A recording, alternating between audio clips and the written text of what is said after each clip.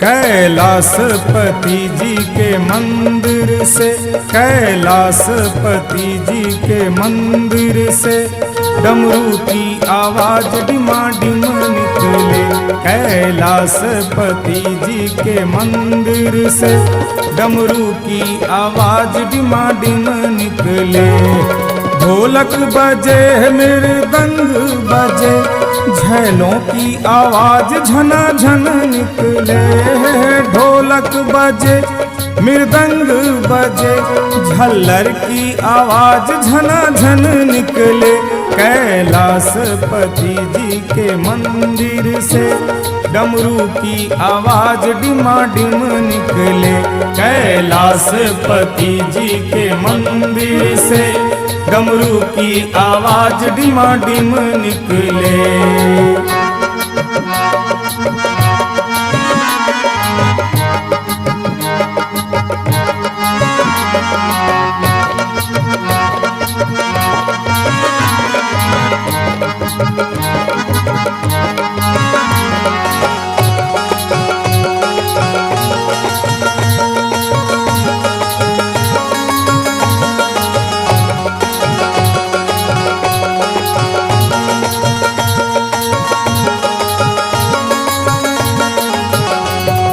मंदिर के चारों ओर देखो भक्तों की भारी भीड़ लगी। मंदिर के चारों ओर देखो भक्तों की भारी भीड़ लगी।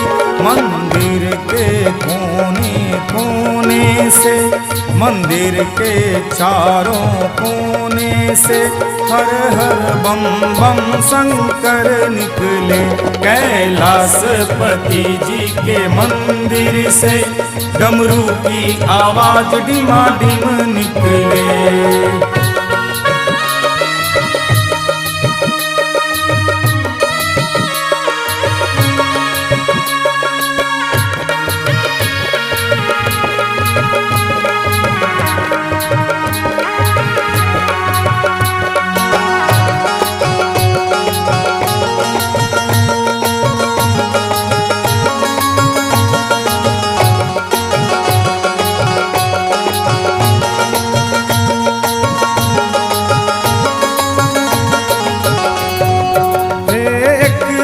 नाचे भोला महादेव, एक दिस माता पार्वती है। एक दिस नाचे भोला महादेव, एक दिस माता पार्वती।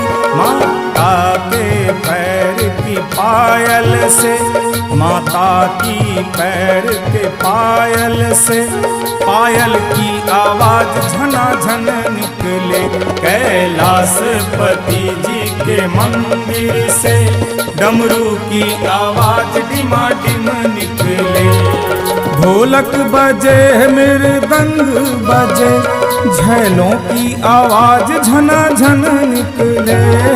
ढोलक बजे मृदंग बजे, झल्लर की आवाज झनाझन निकले। कैलाशपति जी के मंदिर से डमरू की आवाज डिमाडिम निकले। कैलाशपति जी के मंदिर से डमरू की आवाज डिमाडिम निकले।